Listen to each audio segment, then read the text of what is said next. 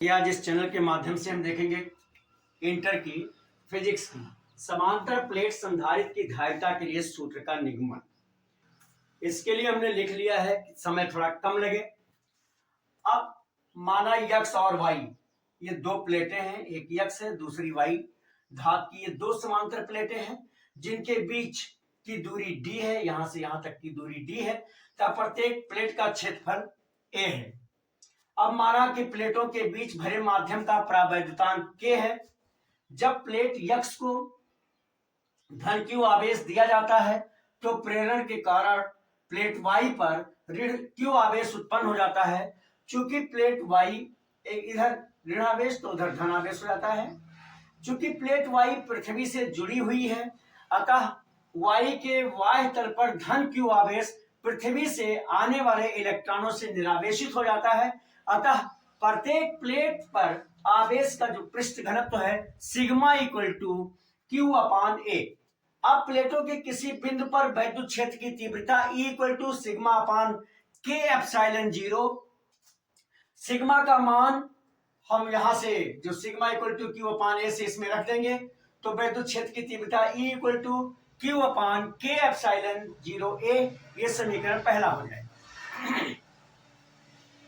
दो प्लेटों के बीच अगर विभवांतर V वोल्ट है तब वैद्युत क्षेत्र की तीव्रता E इक्वल टू V बटा डी या V इक्वल टू E और D।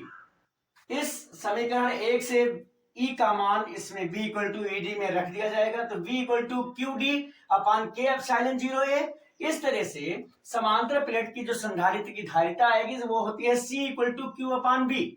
संधारित्र प्लेट की धारिता C equal to Q upon B होती है। अब B का मान हम यहां से रख देंगे अर्थात C equal to Q upon Q D upon K epsilon zero A.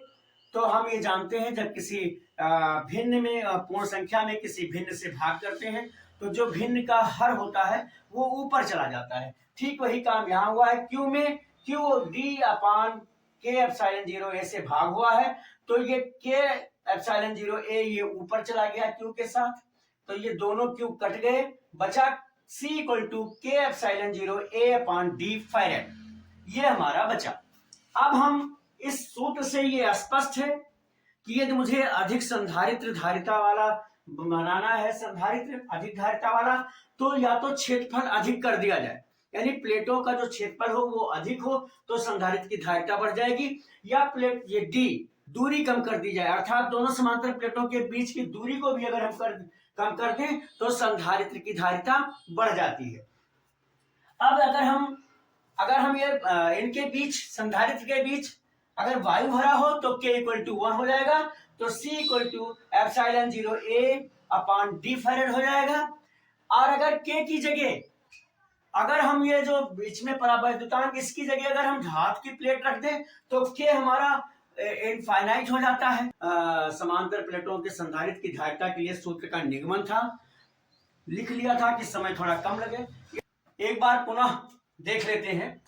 X और वाई ये दो धातु की समांतर प्लेटें हैं जिनके बीच की दूरी डी है तथा इनका क्षेत्रफल प्लेटों का क्षेत्रफल ए है और इनके बीच दो प्लेटों के बीच जो परावैद्युतांक है वो के है।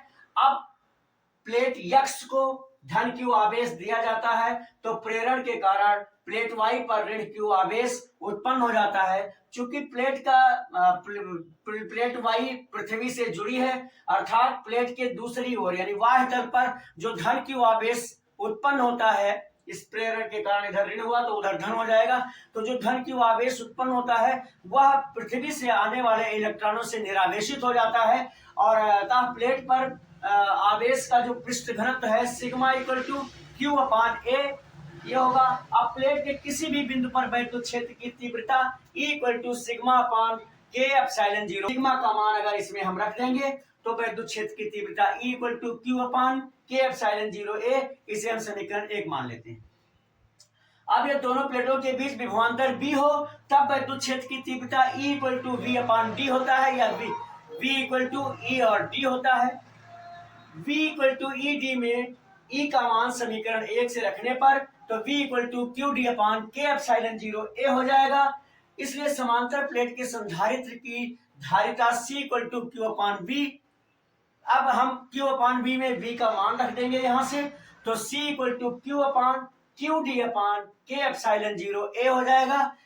धारिता C equal to Q upon V equal to, अब हम V का मान रख देंगे, तो V का मान हमारा आएगा जो यहाँ अभी मिला था Q D upon K epsilon 0 A, इसको रख देंगे तो आएगा Q upon Q D upon K epsilon 0 A। अब Q के साथ के एप्सिलॉन 0 A का गुणा हो जाएगा और नीचे क्यू डी रह जाएगा, तो क्यू क्यू कट जाएगा। संधारित्र की जो धारिता बचेगी वो के epsilon 0 A upon D farad हो जाएगी। अब इस तरह से ये क्लियर हो जाता है, ये निश्चित हो जाता है कि यदि मुझे संधारित्र की धारिता बढ़ानी है तो या तो हम प्लेटों के बीच की दूरी को कम कर दें, अर्थात जो दो समांतर प्लेटें हैं उनके बीच की दूरी कम कर दें तो संधारित्र की धारिता बढ़ जाएगी, या प्लेटों का क्षेत्रफल बढ़ा दें तो भी संधारित्र की धारिता बढ़ जाएगी। अब इसी तरह से अगर बीच में वायु भरी है तो के की जगह 1 हो जाएगा। अगर इसके बीच कोई परावैद्युतांक के अलावा धातु है तो वो के इक्वल टू इनफाइनाइट हो जाता है। इस तरह से हम अपनी आवश्यकता अनुसार सूत्रों में परिवर्तन कर लेते हैं। अब कोशिश मैंने की थी कि ये आपको अच्छी तरह से समझ में आ जाए, बहुत मुश्किल नहीं है, थोड़ा सा ध्यान रखना है 2-3 जगह बस। और अगर ये समझ में आया हो तो मेरे वीडियो को लाइक करें, शेयर करें, चैनल सब्सक्राइब ना किया हो तो कर दें। और आपके किसी भी फिजिक्स के न्यूमेरिकल में या डेरिवेशन में प्रॉब्लम हो तो मेरे व्हाट्सएप नंबर 9452510385 पर लिखकर भेजें, सलूशन आप तक अवश्य पहुंचेगा। अब तक मेरे साथ इस वीडियो में बने रहने के लिए बहुत बहुत धन्यवाद।